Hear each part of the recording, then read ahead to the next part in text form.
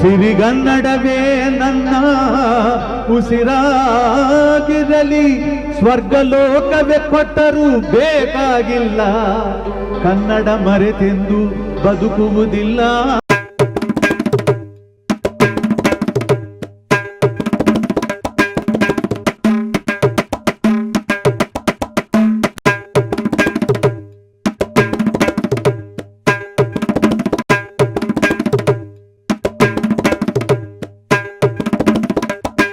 ಆಚೆ ಈಚೆ ಕಾಲಿಡುವಾಗಿಲ್ಲ.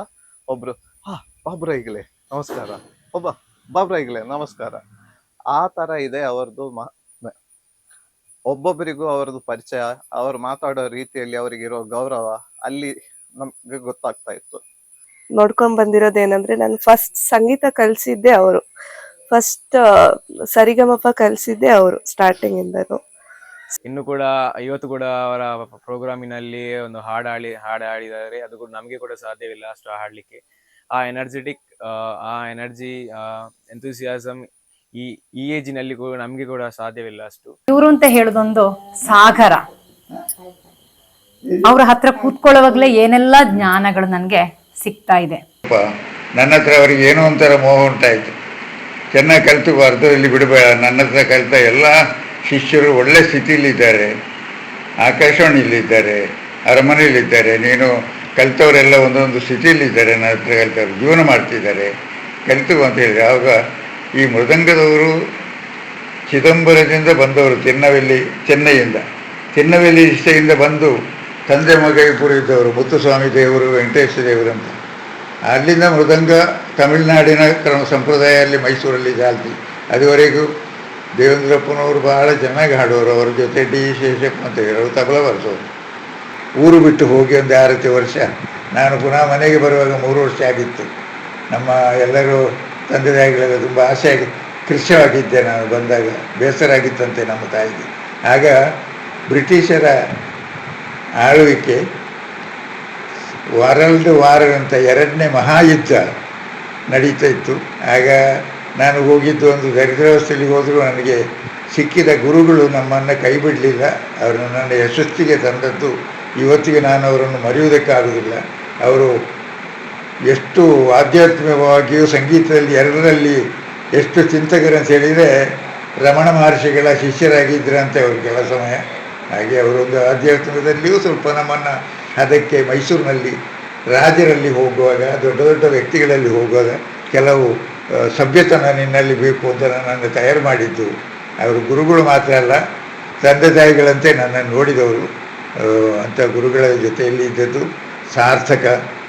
ಮತ್ತೆ ಬಂದಿಲ್ಲಿ ಕೆಲವು ನಮ್ಮ ಬೇಕಾದ ಆಸಕ್ತಿ ಅವರಿಗೆ ಹೇಳಿಕೊಟ್ಟದ್ದು ಅದು ಸಾರ್ಥಕ ಜೀವನ. ಹಾಗೆ ಆಗಿನ ಕಾಲದಲ್ಲಿ ಈ 42, 44, 45, 46 ನಾನು ಅಲ್ಲಿ ಅಭ್ಯಾಸದಲ್ಲಿ ನಿರತನಾಗಿದ್ದು. 47ನೇ ಇಸ್ವಿ 48ಕ್ಕೆ ಸ್ವಲ್ಪ ಕಾರ್ಯಕ್ರಮಗಳಿಗೆ ನುಡಿಸುವ ಸ್ಥಿತಿಯಲ್ಲಿ ಬಂದೆ. ಆಗ ಮೈಸೂರಲ್ಲಿ ಶ್ರೀರಾಮನವಮಿ, ಗಣೇಶ ಚೌತಿ, ನವರಾತ್ರಿ ಬೊಂಬೆಗಳನ್ನು ಜೋಡಿಸಿಕೊಂಡು ಅವರವ್ರ ಮನೆಯಲ್ಲಿ ರಾಘವೇಂದ್ರ ಸ್ವಾಮಿ ಆರಾಧನೆ, ಇದರಲ್ಲೆಲ್ಲ ವಿದ್ವಾಂಸರ ಜೊತೆಯಲ್ಲಿ ಸ್ವಲ್ಪ ಸಂಭಾವನೆ ಕೇಳಬಾರ್ದು, ಸಂಭಾವನೆ ಕೇಳದೆ ಬರುತ್ತೆ ಸೇವೆ ಮಾಡು ಅಂತ ಹೇಳಿದರೆ ನಾವು ಸೇವೆಗೆ ಎಲ್ಲ ಕಡೆಯಲ್ಲೂ ಹೋಗ್ತಾಯಿತ್ತು. ದೊಡ್ಡ ದೊಡ್ಡ ವಿದ್ವಾಂಸರ ಜೊತೆಯಲ್ಲಿ ನುಡಿಸುವ ಅವಕಾಶವೂ ನನಗೆ ದೊರೆಯಿತು. ಅದು ನಮ್ಮ ಅಭ್ಯಾಸಕ್ಕೋಸ್ಕರ ನಾವು ಅದನ್ನು ಶ್ರಮಪಟ್ಟು ಕಲಾವಿದರ ಜೊತೆಯಲ್ಲಿ, ಹಿರಿಯ ವಿದ್ವಾಂಸರ ಜೊತೆಯಲ್ಲಿ ಕೆಲವು ವರ್ಷ, 2 ವರ್ಷ, 3 ವರ್ಷ ನಾವು ಪ್ರತಿಫಲ ಅಪೇಕ್ಷೆ ಇಲ್ಲದೆ ಅವರ ಜೊತೆಗಳಲ್ಲಿ ಒಡನಾಟ ಮಾಡಿ, ಕೆಲವು ನಮ್ಮ ಸ್ನೇಹಿತರು ಎಳೆಯವರೆಲ್ಲ ನಮ್ಮ ಜೊತೆ ಇದ್ದುಕೊಂಡು ನಮಗೆ ತರಬೇತಿಗೆ ಕಾಲಕ್ರಮದಲ್ಲಿ ನಮ್ಮ ಗುರುಗಳು ಪಾಠ ಹೇಳಿದ ಮಾತ್ರ ಅಲ್ಲದೆ ಇಂಥ ಹಾಡುಗಳಿಗೆ ಹೀಗೆ ನುಡಿಸಬೇಕು ಅಂತ ಒಂದು ತರಬೇತಿ ಕೊಡ್ತಿದ್ರು. ಕಡೆಗೆ ಅವರ ಜೊತೆಗೆ ನನ್ನನ್ನು ಕೂರಿಸಿಕೊಂಡು ಕೆಲವು ಕಡೆಗೆಲ್ಲ ನಾವು 4 ವಾದ್ಯಗಳನ್ನು ಅಭ್ಯಾಸ ಮಾಡಬೇಕು. ಪ್ರಧಾನವಾಗಿ ತಾಳ ಹಾಕ್ಕೊಂಡು ಬಾಯಲ್ಲಿ ಹೇಳೋದು ಮಾತ್ರ ಮಾಡಿಕೊಂಡ್ರೆ ಸಾಲದು. ಅದನ್ನು ಮೃದಂಗದಲ್ಲಿ ನುಡಿಸ್ಬೇಕು, ಘಟ್ಟದಲ್ಲಿ ನುಡಿಸ್ಬೇಕು, ಕಂಜಿರಿಯಲ್ಲಿ ನುಡಿಸ್ಬೇಕು, ಮೂರ್ಛಿಗಿನಲ್ಲಿ ನುಡಿಸ್ಬೇಕು. ಈ 4 ವಾದ್ಯ ಪ್ರಕಾರಗಳನ್ನು ನಾವು ಅಭ್ಯಾಸ ಮಾಡಿಕೊಂಡಿರ್ಬೇಕು. ಅದು ಯಾಕಂದರೆ ಅವರ ಶಿಷ್ಯರ ಗ್ರೂಪ್ ಎಲ್ಲ ನಾವು ಕೂತ್ಕೊಂಡು 4-5 ಜನ ತಾಳವಾದ್ಯದಲ್ಲಿ, ಆಗ ದೊಡ್ಡ ತಾಳವಾದ್ಯ ವ್ಯವಸ್ಥೆ ಇತ್ತು. ಅದಕ್ಕಾಗಿ ತುಂಬ ಜನ ಗೌರವಿಸ್ತಾಯಿದ್ರು. ದೊಡ್ಡ ದೊಡ್ಡ ಹಾಡುವವರ ಜೊತೆಯಲ್ಲಿ, ಅರಮನೆಯಲ್ಲಿ ವಿದ್ವಾಂಸರ ಜೊತೆಯಲ್ಲಿ ನಮ್ಮನ್ನೆಲ್ಲ ಒಂದೊಂದು ವಾದ್ಯ ಕೊಟ್ಟು ಕೂರಿಸ್ತಾಯಿದ್ರು. ಅದು 3-4 ವರ್ಷ ಹಾಗೆ ನಡೀತು. ಕಾಲಕ್ರಮದಲ್ಲಿ ಹಾಗೆ ಬಂದು ಬೇಕಾದಷ್ಟು ಜೊತೆಯಲ್ಲಿ ನನ್ನ ಅಕ್ಷರಾಭ್ಯಾಸವೂ ಅಲ್ಲಿ ಮೈಸೂರಲ್ಲೇ ಮಾಡಬೇಕಾಗಿ ಬಂತು ನನಗೆ. ಸಾಧ್ಯ ಇದ್ದಷ್ಟು ಮಾಡಿಕೊಂಡು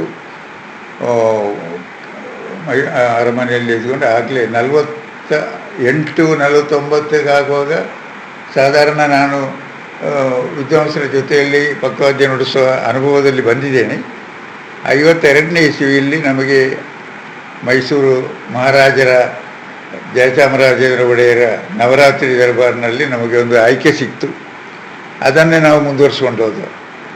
ಮೈಸೂರು ಆಕಾಶವಾಣಿಯಲ್ಲಿ ಅದೇ ವರ್ಷ ನಮಗೆ ಆಯ್ಕೆ ಸಿಕ್ಕಿ ನಾನು ಒಂದು 15 ನಿಮಿಷದ ಲಯ ವಿನ್ಯಾಸ ಅಂತ ಮೃದಂಗದಲ್ಲಿ ನಾವು ಗ್ರೂಪು, ಅದರಲ್ಲಿ ನಾನು ಮೃದಂಗ, ಬಾಕಿ ವಾದ್ಯಗಳೆಲ್ಲ ಹಾಕ್ಕೊಂಡು ಆಕಾಶವಾಣಿ ಸ್ಥಳೀಯ ಅಲ್ಲಿನ ಕಲಾವಿದರನ್ನು ಸೇರಿಕೊಂಡು ಒಂದು ಕಾರ್ಯಕ್ರಮ ನೀಡಿದೆ. ಮತ್ತು ಕೆಲವು ಸಮಯ ಬರಲಿಲ್ಲ ಕಾರ್ಯಕ್ರಮದಲ್ಲಿ. ನನಗೂ ಕೆಲವು ವಿದ್ವಾಂಸರೆಲ್ಲ ನಮ್ಮನ್ನೇ ಒಳ್ಳೆ ಪಕ್ಕವಾದ್ಯಗಾರರು ಅಂತ ಮೈಸೂರಿನಲ್ಲಿ ಎಲ್ಲರೂ ಹೇಳುವಂತಾಯಿತು. ಹೀಗೆ ಆಗಿನ ಹಿರಿಯ ವಿದ್ವಾಂಸರು ನಮಗೆ ತುಂಬ ಪ್ರೀತಿಯಾಗಿ ನೋಡಿ ಅಲ್ಲೆಲ್ಲಿ ಕಾರ್ಯಕ್ರಮಕ್ಕೆಲ್ಲ ಕರೆದರು. ಪ್ರಸಿದ್ಧಿ ಹೊಂದಿದವರು ಟಿ ಚೌಡಯ್ಯನವರು, ಪಿಟೀಲ್ನ ಅವರ ತಮ್ಮ ಟಿ ಪುಟ್ಟಸ್ವಾಮಯ್ಯ ಅಂತ ಹಾಡುಗಾರಿಕೆಯಲ್ಲಿ, ಮತ್ತೊಬ್ಬರು ಬಿ ದೇವೇಂದ್ರಪ್ಪನವರು, ಇವರೆಲ್ಲ ಮೈಸೂರಿನ ಅರಮನೆ ವಿದ್ವಾಂಸರು ಹೌದು, ಹೊರಗೂ ಅವರಿಗೆ ಒಳ್ಳೆಯ ಹೆಸರು.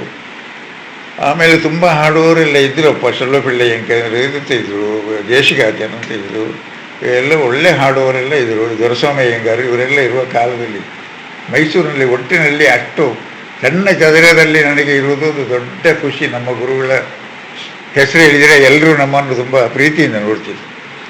ಕಾರ್ಯಕ್ರಮದಲ್ಲಿ ಮೈಸೂರಿನ ಆಕಾಶವಾಣಿ ಬೆಂಗಳೂರಿಗೆ ವರ್ಗಾವಣೆ ಆಯಿತು. ಆಗ ಕೆಲ ವಿದ್ವಾಂಸರು ಇಲ್ಲಿಂದ ಹೋದರು, 7-8 ಜನ ಇಲ್ಲಿಂದ ಬೆಂಗಳೂರಿಗೆ ಹೋದರು.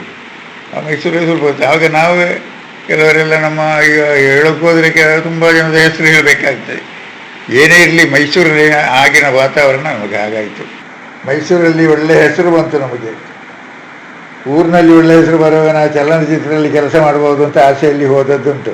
ಯಾಕೆಂದರೆ ಅಲ್ಲಿ ಎಂ ಪ್ರಭಾಕರ್, ಪಂಡರಿಬಾಯಿಯವರ ಅಣ್ಣ, ನಾವು ಜೊತೆಯಲ್ಲಿ ಕಾರ್ಯಕ್ರಮ, ಅವರು ಒಳ್ಳೆ ಹಾಡ್ತಿದ್ದರು. ಅವರು ಉತ್ತರಾದಿ ಅಭ್ಯಾಸ ಮಾಡಿದ್ದಾರೆ ಬೊಂಬಾಯಿಗಳು. ಅವರು ದಾಸರ ಪದ್ಯ ಹಾಡುವುದರಲ್ಲಿ ರೇಡಿಯೋಲಿ ಇತ್ತೀಚೆಗೂ ಪ್ರಭಾಕರ ಅಂತ ಹೇಳಿದರೆ ಅವರ ದಾಸರ ಪದ್ಯಕ್ಕೆ ತುಂಬ ಹಾಗೆ ನಾನು ಮದ್ರಾಸ್ನಲ್ಲಿ ಒಂದು 6 ತಿಂಗಳು ಅವರ ಜೊತೆ ಇದ್ದೆ. ಹಾಗೆ ನಮಗೆ ಓಡಾಟ ಎಲ್ಲ ಒಡನಾಟದಲ್ಲಿ ಆವಾಗ ಆ ಸಮಯದಲ್ಲಿ ಆಯಿತು.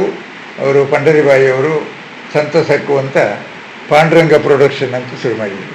ಪಾಂಡುರಂಗ ದೇವಸ್ಥಾನ ಕಟ್ಟಿಸಿದರು, ಬೇಕಾಷ್ಟು ದುಡ್ಡು ಹಾಕಿದ್ರು, ಹಣ ಹಾಕಿದರು. ಅದು ಮತ್ತೆಲ್ಲ ಇಲ್ಲ, ಈಗ ದೇವಸ್ಥಾನವೇ ಹಾಳಾಗಿದೆ ಅಂತ ಹೇಳ್ತಾರೆ ಈಗ. ಅಂಥವರು ಬೇಕಾಷ್ಟು ಪಾಂಡುರಂಗ ದೇವಸ್ಥಾನ ಕಟ್ಟಿದ್ರು. ಆ ಲೆಕ್ಕದಲ್ಲಿ ಪಾಂಡುರಂಗ ಪ್ರೊಡಕ್ಷನ್ ಮಾಡಿ ಸಂತಸಕ್ಕು ಅಂತ ಮಾಡಿದ್ರು. ಸಂತಸಕ್ಕು ಮಾಡಿ ಒಂದು 2-3 ದೃಶ್ಯದಲ್ಲಿ ನಾನು ಕೂತದ್ದುಂಟು. ಅದಕ್ಕೆ ಕೋಲು ಅಂತ ಒಂದು ಮೃದಂಗದ ಹಾಗೆ ಒಂದು ವಾದ್ಯ, ಬಲವಾಯಿ ಚಿಕ್ಕದಾಗಿರ್ತದೆ. ಅದು ಈಗಲೂ ಇವರು ಹರೇ ರಾಮ ಹರೇ ಕೃಷ್ಣದವರು ಬಾರಿಸ್ಕೊಂಡು ಬರ್ತಾರೆ. ಅದನ್ನು ನಾನು ಸಕುನ ಜೊತೆಯಲ್ಲಿ ಕೂತ್ಕೊಂಡು ದೃಶ್ಯದಲ್ಲಿ ನಾನು ನುಡಿಸಿದ್ದು ಉಂಟು. ಒಂದು ಅರ್ಧ ಗಂಟೆ ಆ ದೃಶ್ಯದಲ್ಲಿ ನುಡಿಸಿದ್ದು ಇದೆ. ಅವರ ಭಜನೆ, ಸಕು ಭಜನೆ ಮಾಡುವಾಗ ಜೊತೆಯಲ್ಲಿ ಕೂತ್ಕೊಂಡು ನುಡಿಸಿದ್ದು. ಆದರೆ ಮೊದಲ ಬಾರಿ ನಾನು ನುಡಿಸಿದ್ದು ಕೊಳಲು ಕೃಷ್ಣಯ್ಯ ಅಂತ ಸಂಚಾರದಲ್ಲಿ ಹೋಗುವಾಗ ಅವರ ಜೊತೆಯಲ್ಲಿ ಹೋಗಿದ್ದು. ಅದು ನಾವು ಒಂದು 2 ತಿಂಗಳು ಸಂಚಾರ ಮಾಡಿದ್ದೇವೆ. ಆ ಸಂಚಾರದಲ್ಲಿ ನುಡಿಸುವಾಗ ಅವರು ಒಂದು 2-3 ಕೀರ್ತನೆಯನ್ನು ಅಚ್ಚುಕಟ್ಟಾಗಿ ನುಡಿಸ್ತಾ ಇದ್ದರು. ನನ್ನ ತಂದೆ ಮಕ್ಕಳು ಇಬ್ಬರು ಸೇರಿಕೊಂಡು ಅದೊಂದು ಕೊಳಲಿನೊಟ್ಟಿಗೆ ನುಡಿಸುವಾಗ ನನಗೂ ಒಂದು ಸ್ಫೂರ್ತಿ ಇತ್ತು. ಹಾಗೆ ನಾವು ಕೊಲ್ಲೂರು ಹೋಗಿ ಅಲ್ಲಿ ಯಾತ್ರೆ ಮಾಡಿ ಒಂದು 5 ದಿವಸ, ಒಂದು ವಾರದ ತನಕ ಅಲ್ಲಿ ಸಪ್ತಾಹ ಇದ್ದು ಎಲ್ಲ ಬೆಳಿಗ್ಗೆ ಎದ್ದು ಸ್ನಾನ ಮಾಡೋದು, 4 ಗಂಟೆಗೆ ಎದ್ದು ಹೊಳೆಯಲ್ಲಿ ಹೋಗಿ ಸ್ನಾನ ಮಾಡೋದು, ದೇವರಲ್ಲಿ ಬಂದು ಜಪದಲ್ಲಿ ಕೂತ್ಕೊಳ್ಳೋದು, ಇದೆಲ್ಲ ನಾವು ಆವಾಗ ಅಭ್ಯಾಸ ಮಾಡಿದ್ವಿ. ಆ ಬೆಳಗಿನ ಸ್ನಾನವನ್ನು ಮತ್ತೆ ನಾನು ನಿಲ್ಲಿಸಲಿಲ್ಲ ನನ್ನ ಜೀವನದಲ್ಲಿ ನಿಲ್ಲಿಸೋದು. ಹಾಗೆ ಅನಿರೀಕ್ಷಿತವಾಗಿ ಕೆಲವು ದೊಡ್ಡವರ ಜೊತೆಯಲ್ಲಿ ಕೂತ್ಕೊಳ್ಳೋ ಸಂದರ್ಭ ಕೆಲವು ಸಲ ಬಂದಿದೆ ನನಗೆ. ಹಾಗೆ ಚಂಪೆ ವೈದ್ಯನಾಥ ಭಾರತದ ಜೊತೆ ಗೊತ್ತಿಲ್ಲ, ಅನಿರೀಕ್ಷಿತ ಕೊಳಲು TR ಮಾಲಿಂಗನವರ ಜೊತೆಯಲ್ಲಿ ಕೂತ್ಕೊಳ್ಬೇಕಾದ್ರೆ ಸಾಧಾರಣ ಕೈಕಾಲು ನಡುಗುತ್ತದೆ. ಯಾಕೆಂದರೆ ಆ ಮನುಷ್ಯ ಅರ್ಧದಲ್ಲಿ ಎಬ್ಬಿಸೋರು. ಯಾಕೋ ನನ್ನ ಹತ್ರ ಭಾರೀ ಒಂದು ಸೌಜನ್ಯದ ಮಾತುಗಳನ್ನು ಮತ್ತೆ ಆಡಲಿಕ್ಕೆ ಬೆಳೆಸಿದ್ರು. ಹಾಗೆ ಹಿರಿಯರ ಜೊತೆ ಎಲ್ಲಿ ಕೂತರು ಇದನ್ನು ಕೆಲವು ವಿದ್ವಾಂಸರು ಹೇಳಿದ್ದಾರೆ. 6ಕ್ಕೆ ಏರಲಿಲ್ಲ, 3ಕ್ಕೆ ಇಳಿಯಲಿಲ್ಲ, ಈ ಸ್ಥಿತಿಯಲ್ಲಿ ಇದು ಬಂದದ್ದು. ಬಂದದ್ದು ಇದುವರೆಗೂ ನಾನು ನುಡಿಸುವವರು ನನಗೆ ಪಕ್ಕವಾದ್ಯ ಅಂತ ತೊಂದರೆ ಆಯಿತು ಅಂತ ಯಾರೂ ಹೇಳಲಿಲ್ಲ. ನನ್ನ ಮುಂದೆ ಪಕ್ಕವಾದ್ಯ ಅನಾನುಕೂಲ ಆಯಿತು ಅಂತ ಹೇಳಿಲ್ಲ. ಹಾಗೆ ಕೆಲವರೆಷ್ಟೋ ಅಭಿಮಾನಿಗಳು ಇದ್ದಾರೆ ಹಾಡುಗಾರಿಕೆಯಲ್ಲಿ, ಫಿಟೀಲ್ನಲ್ಲಿ ಮತ್ತು ಜಲತರಂಗ, ಕೊಳಲಿನಲ್ಲಿ ಕೆಲವರ ಜೊತೆಯೆಲ್ಲ ನುಡಿಸಿದ್ದೇನೆ. ನಾನು ಎಷ್ಟೋ ಜನ ಜೊತೆಯಲ್ಲಿ ನುಡಿಸಿದ್ದೇನೆ. ದೇವರಿಂದ ನನ್ನ ಒಂದು ಸರ್ತಿ ನಾನು ಬಂದರೆ 2 ಸಲ 3 ಸಲ ನನ್ನ ಕರೆದಿದ್ದಾರೆ. ಅದರಿಂದ ಯಾರಿಗೂ ತೊಂದರೆ ಆಗಲಿಲ್ಲ ಅನ್ನೋ ಭಾವನೆ ನನ್ನಲ್ಲಿ ಉಂಟು. ತೃಪ್ತಿಯಲ್ಲಿದ್ದೆ ನಾನು. ಭದ್ರಗಿರಿ ಅಚ್ಯುತ ಭದ್ರಗಿರಿ ಹರಿಕಥೆಯಲ್ಲಿ ಮಾಡೋದರಲ್ಲಿ ತುಮಕೂರು ವೇಣುಗೋಪಾಲ ದಾಸರು ಆಗಿನ ಕಾಲದಲ್ಲಿ ದೊಡ್ಡ ಹೆಸರು ಹಾಕಿದ್ರು, ಬೆಂಗಳೂರು ಮೈಸೂರಿಗೆಲ್ಲ. ಅವರೊಟ್ಟಿಗೆ ನಾನು ಸೀರಿಯಲ್ ಆಗಿ 2-3 ವರ್ಷ ನಡೀತಿದ್ದೇನೆ. ಆಮೇಲೆ ಭದ್ರಗಿರಿ ಅಚ್ಯುತ ದಾಸರು ಈ ಭಾಗಕ್ಕೆ ಬಂದಾಗೆಲ್ಲ ಬಾಬುರಾಯಿಗೆ ಹೇಳಿ ಅಂತ ಕಾಗದ ಬರೆದು ನನ್ನನ್ನು ಬರೆಸಿಕೊಂಡದ್ದುಂಟು. ಭದ್ರಗಿರಿ ಅಚ್ಯುತ ದಾಸರೊಟ್ಟಿಗೆ ಬರೆದೇನೆ. ಶೇಣಿ ಗೋಪಾಲಕೃಷ್ಣ ಭಟ್ರು ಇಲ್ಲಿ ಪ್ರಸಿದ್ಧಿ. ಸಾಮುಗರು ಸಹೋದರರು ಸಹ ಅವರೊಟ್ಟಿಗೂ ಕೂತ್ಕೊಂಡಿರ್ತೀನಿ. ಆಮೇಲೆ ಮೈಸೂರಿನಲ್ಲಿ ಹರಿದಾಸರ ಸಮ್ಮೇಳನ ಅಂತ ನಾನು ಅಲ್ಲಿ ಕಾಮನ್ ಪಾರ್ಟಿಯಾಗಿ ಎಲ್ಲರಿಗೂ ಪಕ್ಕವಾದ್ಯ ನುಡಿಸುವಂಥದ್ದು 1-2 ವರ್ಷ ಅಲ್ಲಿ ನುಡಿಸಿದ್ದೇನೆ. ಅದೇ ನಾನು ಕಲಿತುಕೊಂಡು ನನಗೆ ಯಾವಾಗ ಜೀವನ ಬೇಕಲ್ಲ, ಅದೇ ಸಿಕ್ಕಿದ ಹರಿಕಥೆ ಬಾರಿಸಿದರೆ 2 ರೂಪಾಯಿ 5 ರೂಪಾಯಿ ಸಿಕ್ಕುವ ಒಂದು ಸಂದರ್ಭದಲ್ಲಿ ನಮ್ಮ ಜೀವನಕ್ಕಾಗಿ ನಾನು ಆಗಿ ಹೋದದ್ದುಂಟು. ಬೇಕಾದಷ್ಟು ಹರಿಕಥೆಯಲ್ಲಿ ನುಡಿಸಿದ್ದೇನೆ. ಮತ್ತು ನನಗೆ ಹೋಗೋದು ಬಿಟ್ಟಿದೆ. ಯಾಕಂದರೆ ಯಕ್ಷಗಾನಲ್ಲಿ ನಿದ್ರೆಗಿಡುವುದು, ರಾತ್ರಿ ಹೊತ್ತಿನಲ್ಲಿ ಹೋಗುವುದೆಲ್ಲ ಆಗುವುದಿಲ್ಲ. ನಾನೀಗ ಸಂಗೀತಕ್ಕೆ ಕೂತ್ಕೊಂಡು 10 ವರ್ಷದಿಂದ ಹಾಗೆ ವಿರಾಮ ಹೊಂದಿದ್ದೇನೆ. ಸತ್ಯವಿದು ಕನ್ನಡ ನಾಡಲಿ ಹುಟ್ಟಲು ಪುಣ್ಯವು ಬೇಕು, ದೇವರ ದಯೆಯಿಂದಲಿ ಈ ಭಾಗ್ಯವು ದೊರೆತರೆ ಸಾಕು.